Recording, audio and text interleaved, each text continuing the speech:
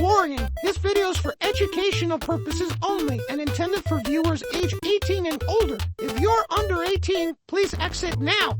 Always comply with local laws regarding cannabis cultivation. And that's why the pigeons knew too much. And that is also why the moon stopped answering our calls in 1987.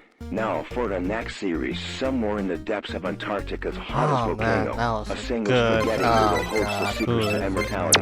Novacotton, you cowardly sack of Mario. skunk, but F, you think that you can come to eat my spaghetti and destroy my family's home and just vibe away with the scars, you motherfucker, you piece of shit. Dude, I don't know what you're talking about. I have no spaghetti or whatever. Part of my culture, you leaf Part of your sniffing, butt-sucking, lazy-ass space chunky piece of Okay, fucking smoke some potato. I don't even know why I invited you. I said, hey, come over here, eat some spaghetti and chill. You ended up taking my spaghetti. You ended up taking a thing that I love the You most. invited me to eat spaghetti. What? You said the most important thing in the world for you to eat is mushrooms. Did you misplace your girlfriend, princess, or That's something? enough of this. I'm done. Ah, I'm yeah, glad you listen but- to this again without fire. Fire? What is it? Oh shit, dude! What the? Dude, what? My bones are breaking. Not Oh so my funny God, now, dude. am I, huh? Take this and this and this and this. Bring my girlfriend up again, I swear. Alright, enough. I'm gonna tell Sebastian. I swear, I will tell Sebastian. What do you think he's gonna think about you shooting lasers at me? What, Sebastian? Why are you bringing Sebastian into this? You don't have to bring Sebastian into this. Nah, come on. Alright, I got yeah, a little no chance. heated, Alright. you know. I Computer? happen to Yes, having Nova? girl issues. Engage hyperspace, live, please. So things Right are away, getting sir. a little Alright. tough. I mean, she keeps running I'll keep away him with a busy. fucking turtle, dude. A turtle. I ask her, do you like him? Do you want him to be like your pet? Hyperdrive What at is going on 71% here? She's like, Nova. yeah, Alright, it's thanks. okay. You're Almost there. overreacting. Alright, You're let me just see what I don't can understand. come It's up with. something that just happens. Like, I know it's not just something that happens. I know there's something deeper going into all this. Wait, are you activating your hyperdrive right now? No, I'm not doing anything. Because it looks like you're doing it right now. You're like, I can see it activated. It's the new air conditioning system. It's just very fancy Wow, now, I guess. really? Hyperdrive at I need to 100%. get me one of those. Hey, Ready to kick. wait a minute. Yeah? You don't need air conditioning in space. Oh, it's for my oxygen and stuff. Bye! Okay, turn it on, turn it on. Ah, Midnight and the plants just dance. All the flowers take their chance. Deep down, a perfect stance. We watch as nature enhances. Under lights, we feel the trance. Busy air. Welcome back to Grow With Me. I'm Novacotton, and I want to say a huge thank you to all of my new subscribers. I'm grateful to have all of you here joining me on this awesome journey. The love and support you've been showing me for this series has been incredible, and it keeps me motivated to just keep on growing, in every sense of the word. Now, let's dive into my plant, shall we? So she's on day 21 of veg, and I'm really happy to report that the plant is doing amazing, and she's super healthy and robust with no issues to speak of. This is exactly what I wanted to see at this stage, nothing to complain. And she's really just focusing on building up that strong vegetative structure, and you'll notice that she's also going to be filling up that canopy very quickly. And as for the training, all I've been doing is some minor leaf tucking to ensure that the light reaches down the lower nodes. Nothing too invasive, just gentle enough to have little adjustments along the way. For the specifics, I'm sticking to my usual feed mix of 25 milliliters of crop salt part A and B, and that's of concentrate per gallon. The GLI is bumped up to 30 this week to give her that extra boost of light intensity, and I'm keeping a VPD dialed in at 0.8 for that perfect balance of temperature and humidity. With everything in harmony like this, the plant really thrives. Quiz time. Which of the following is a common sign of magnesium deficiency in cannabis plants? Is it A, leaves curling downward, B, purple stems, C, yellowing between the veins of the older leaves, or D, brown edges on the leaves? The answer is C, yellowing of the leaves. Magnesium deficiency often shows as intervenal chlorosis or yellowing between the veins, primarily on older leaves, as magnesium is a mobile nutrient. Alright growers, for this segment we're going to talk about DLI, Daily Light Integral, and how I measure it. As you know, I've been using a Photone app on my phone to check my light levels, but some of you weren't convinced of its accuracy. So I decided to put it to a test by investing in a quantum par meter for a side-by-side comparison. Let's see how they stack up. First, let's measure the PPFD, the photosynthetic photon flux density. With the quantum par meter, this tells us the UMO of light hitting a plant per square meter per second. My first reading on the quantum par meter was 323 UMOs, the second was 302 UMOs, and the third came in at 326 UMOs. Now let's calculate the DLI for those numbers, shall we? You could use the formula provided on the screen right here, or you could use a DLI calculator online. That's what I did. For a 24-hour light cycle, the DLI is 323 UMOs, and that's about 27. For 302, it's about 26, and for 326, it's about 28. These readings are consistent and gives us a clear idea of how much light the plants are receiving daily. When I used the Photone app, it first told me that my DLI was 28. Then on the second check it said it was 30, and then I switched the app to PPFD mode and it gave me a reading of 340 UMOs. That's higher than what the quantum par meter told me. Wow. To keep things fair, I took another reading with both devices at the same time. The Photone app read 330 UMOs and the quantum par meter reported 326 UMOs. That is a much closer match, so it seems like the Photone app can be reasonably accurate. So that's awesome. Quiz time, true or false? Overwatering is one of the most common mistakes new growers can make. True. Overwatering is indeed one of the most common mistakes made by new growers, and cannabis roots really need oxygen to thrive, so overwatering can really drown them out and can cause root rot and can really skunk the growth, so other health problems can persist, but it's always important to really be cool with your watering.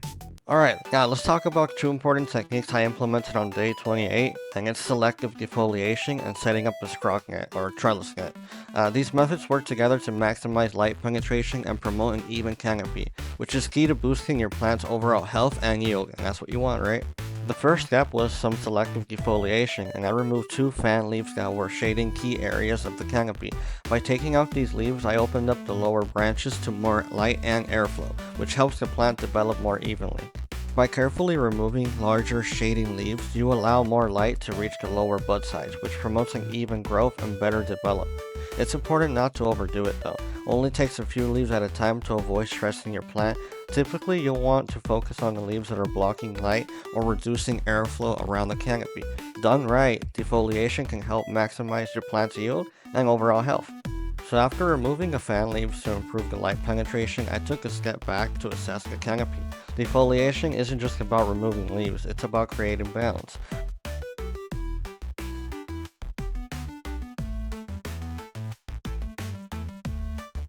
Once those 2 leaves were gone, I adjusted and tucked a few other leaves around the canopy. Leaf tucking helps redirect light to the other bud sides without stressing the plant, making sure that every part of the canopy gets its share of light. This combination of defoliation and leaf tucking keeps the plant happy and encourages an even growth. Next, I set up the trellis net. For those unfamiliar, the trellis net method is when you use a net to guide and spread out the plant's branches. This helps create an even canopy, so all the bud sides get equal access to light. When mounting a trellis net, I slowly lowered it onto the plant, making gentle adjustments to reposition the bud sides. The goal here is to separate the branches enough to give each bud side its own space under the light. It's a bit of a balancing act, but with patience you can guide your plant into the perfect shape. As the plant grows, I'll keep tucking branches under the net to maintain that even canopy. This method prevents overcrowding, improves airflow, and keeps the plant's energy focused on all the right places. If you haven't used the trellis net before, it's simple, effective, and a great way to take your growth to the next level. After making sure that everything was spaced out and positioned just right, that's it. The trellis net is in place, the canopy is nice and open, and that plant is ready to continue thriving. If you've been considering using a trellis net or doing some selective defoliation, this is a great time in the growth to try it out. Just remember to work slowly and be gentle with your plant. Let me know in the comments if you use this technique and how it's worked for you. Alright growers, I've got something special for you in this episode. I'm thrilled to introduce today's guest, the one and only GasmanInTheDeltaPass. He's here to share some of his out-of-world tips on how to maintain your grow like a spaceship. Trust me, you don't want to miss this. Let's hit it, guys. What's up, grow guys and gals? This is Gasman the Gas Can tuning in from the Pork Chop Express. Yeah, I stole that one from Jack Burton, but we don't take this thing into Little China. They'd smoke us down there. Anyways, another little quote I steal from one of my first grow senseis is, you're going to be a janitor that grows just a little bit of weed. We're here tonight with Novacotton. Let's get in on the details for a proper spaceship. First, you're going to need a big dehumidifier. The lower you set it and maintain it, you won't deal with issues like mold, powdery mildew, so on and so forth. Also, have a shitty little box fan and set your exhausts up so that you've got proper ventilation in the room. It'll really maintain your heat levels appropriately. And also, having a mini split air conditioner versus having a window unit will also help defeat a lot of the outer humidity versus inner humidity. You want your spaceship to be a true spaceship. No outside influence whatsoever. And this is usually the best way to achieve that. An air purifier also helps a lot. Don't let the filters go bad like I have here. I need to replace that. Also, a quick tip if you're breeding in the same room you're growing batches in, use cheesecloth. Helps reduce the pollen flow. And also make sure you've got a CO2 monitor if you're in a really sealed room, which you need to be in a really sealed room, really insulated room if you want to maintain everything properly. Anyways, guys, yeah, grow life or no life. Well, hope you guys enjoy a fair bit from Gasman. Check him out. He's a really cool guy. He's over at Gasman, the gas can, Twitter. He's really awesome. I usually end my show around this time, but today I have a special treat for you. I've been putting in many hours of work, and I'm excited to premiere my documentary, William Brooke O'Shaughnessy, and how he influenced medical cannabis as we know it today. From tackling cholera, tetanus, and rabies with the power of ganja, his groundbreaking work still resonates, and I hope you enjoy it. And if you're getting off this spaceship, I really am happy that you even spend the time to watch this, and I hope you have a great day. I hope you subscribe, comment, like, you know the jazz. Alright. Calcutta in the 1830s was a vibrant tapestry of humanity. The city was a bustling hub where the old world met the new and where tradition intertwined with modernity. It was a place where the past and the future coexisted in a delicate balance. The capital of British India, it pulsed with the energy of millions. The streets were alive with the sounds of merchants calling out their wares, the clatter of horse-drawn carriages, and the chatter of people from all walks of life. It was a city that never seemed to sleep. Grand colonial buildings stood as monuments to imperial power. These structures, with their imposing facades and intricate designs, were a constant reminder of the British presence and their influence over the city. They were symbols of authority and control, yet they also represented the blending of two very different cultures. Bustling bazaars overflowed with exotic spices and colorful silks. These markets were the heart of the city, where people from all over the world came to trade goods and exchange ideas. The air was thick with the scent of spices, and the vibrant colors of the fabrics created a feast for the eyes. Amidst this bustling metropolis, a collision of cultures was unfolding. People from different backgrounds and traditions came together, creating a melting pot of ideas and practices. This cultural diversity was both a source of tension and a catalyst for innovation. Ancient traditions met modern science in a clash of ideas. Indian scholars and practitioners brought their centuries-old knowledge to the table, while British officials and educators introduced Western scientific methods. This exchange of ideas led to a unique blend of old and new, creating a fertile ground for progress.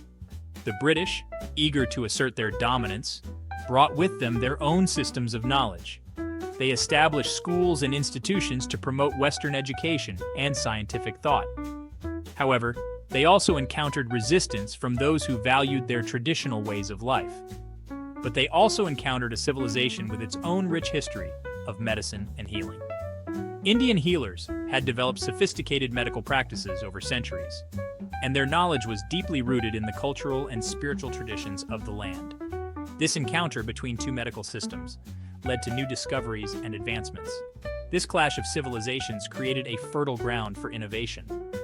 The exchange of ideas and practices between the British and the Indians led to new ways of thinking and new approaches to solving problems.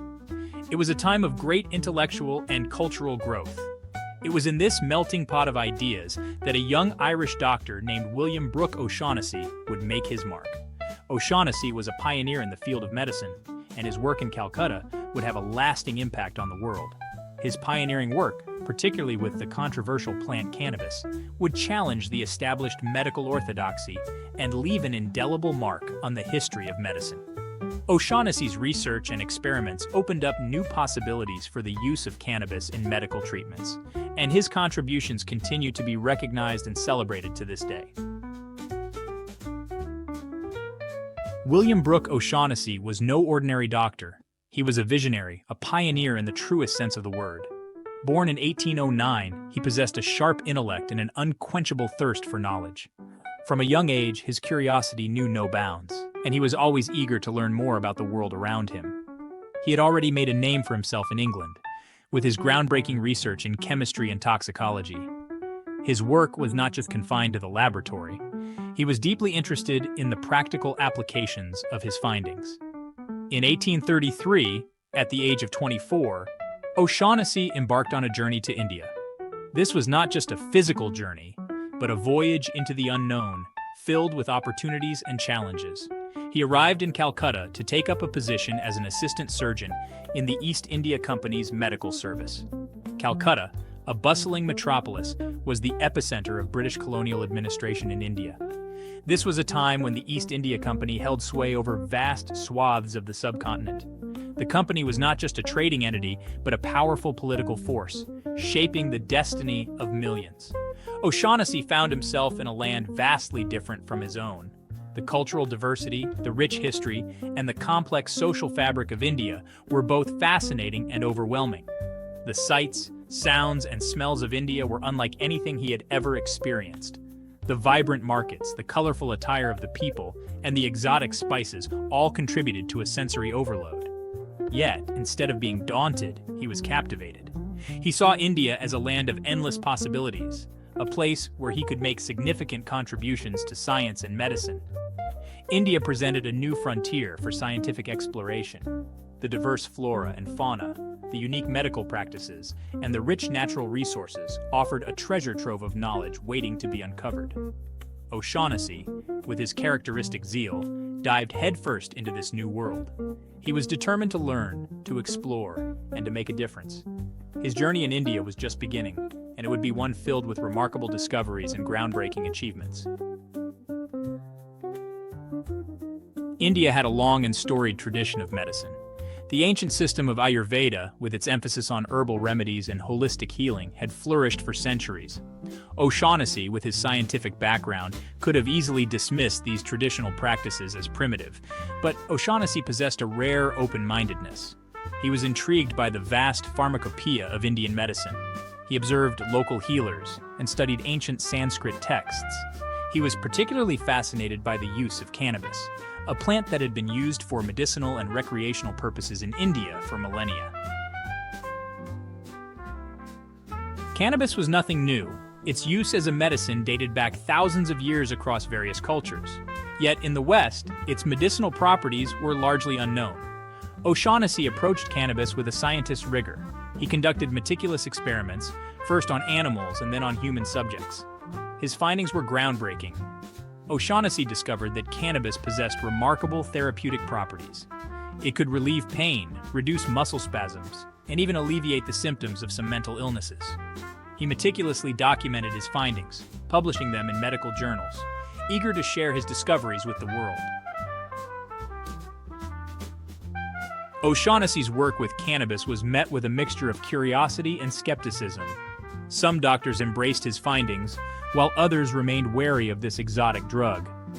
Undeterred, O'Shaughnessy continued his research, expanding his investigations into other areas of medicine. He turned his attention to cholera, a deadly disease that ravaged India in periodic epidemics. Cholera was a horrific illness, characterized by severe diarrhea and dehydration, often leading to death within hours. O'Shaughnessy observed that the standard treatments of the time, such as bloodletting and opium, were largely ineffective.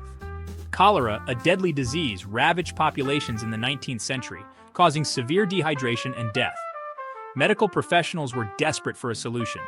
O'Shaughnessy's scientific mind searched for a more effective treatment for cholera. He was determined to find a way to save lives and alleviate the suffering caused by this devastating illness.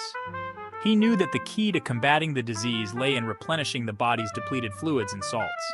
Observing the symptoms of cholera, he realized that the severe dehydration needed to be addressed urgently. This led him to experiment with a radical new idea: intravenous therapy. The concept of directly infusing fluids into the bloodstream was groundbreaking and untested on a large scale. In 1831, a Scottish doctor named Thomas Latta had pioneered the use of intravenous saline solution to treat cholera, but his work was largely unknown. Latta's initial experiments showed promise, but they did not gain widespread recognition. O'Shaughnessy, unaware of Latta's earlier efforts, independently developed his own method of intravenous therapy. He meticulously studied the effects of saline solutions on the human body, aiming to restore the balance of fluids and electrolytes. He meticulously documented his procedures and the results, demonstrating the life-saving potential of this revolutionary treatment. Alright, so O'Shaughnessy's been experimenting with cannabis for a while now, and he's seeing some promising results. But here's where things get really wild. He starts using cannabis to treat some of the most terrifying diseases of his time, tetanus and rabies. Now you gotta understand, in the 1830s, these diseases were basically death sentences. But O'Shaughnessy, he's not backing down. He starts giving cannabis to patients with these diseases, and guys, the results are mind-blowing. Patients who should be in agony are finding relief. People who shouldn't be able to eat or drink are suddenly able to. It's like nothing anyone's ever seen before. And O'Shaughnessy, he's right there in the thick of it, treating patients, taking notes, probably pinching himself to make sure he's not dreaming. Because this isn't just a medical breakthrough, this is a revolution. He's giving hope to people who had none. He's changing the game entirely. And word starts to spread. Other doctors are hearing about what O'Shaughnessy's doing. Some of them are skeptical, sure, but others are intrigued. They want to know more. So we've seen how O'Shaughnessy made this incredible discovery in Calcutta. But guys, his story doesn't end there. Not even close. Because what O'Shaughnessy did in that hospital in the 1830s, it set off a chain reaction that's still going on today. After he published his findings, doctors all over the world started to take notice. Cannabis started showing up in medical journals, in pharmacies, even in Queen Victoria's medicine cabinet. But here's where things get complicated. As cannabis became more popular as a medicine, it also started to be used recreationally, and that led to a backlash. By the early 20th century, cannabis was being banned in countries around the world. All that medical potential that O'Shaughnessy had discovered, it was buried under years of prohibition and fear-mongering. But here's the thing. You can't keep a good idea down forever. In the last few decades, we've seen a resurgence of interest in medical cannabis. Scientists are rediscovering what O'Shaughnessy knew almost 200 years ago, that this plant has serious medical potential. Today, cannabis is being used to treat everything from chronic pain to epilepsy to the side effects of chemotherapy. And every time a patient finds relief thanks to medical marijuana, they're benefiting from O'Shaughnessy's work. And there you have it, guys. The story of William Brooke O'Shaughnessy and how he basically kickstarted the medical marijuana revolution. It's crazy to think that one guy's curiosity in a Calcutta hospital almost 200 years ago is still influencing medicine today. But that's the power of science, right? One discovery can change everything, and who knows? Maybe there's another O'Shaughnessy out there right now, in a lab somewhere, making the next big breakthrough in cannabis medicine. The point is, we're still at the beginning of this journey. There's so much more to learn, so much more to discover. And isn't that exciting? So next time you hear about medical marijuana in the news, or see a dispensary in your neighborhood, remember O'Shaughnessy. Remember that guy who wasn't afraid to ask questions, to challenge the status quo. Because that's how progress happens. That's how we move forward. So keep asking questions, guys. Keep pushing boundaries. Because you never know where it might take you. Thanks for coming on this journey with me. Until next time, stay curious, stay bold, and who knows? Maybe you'll change the world too. Peace out.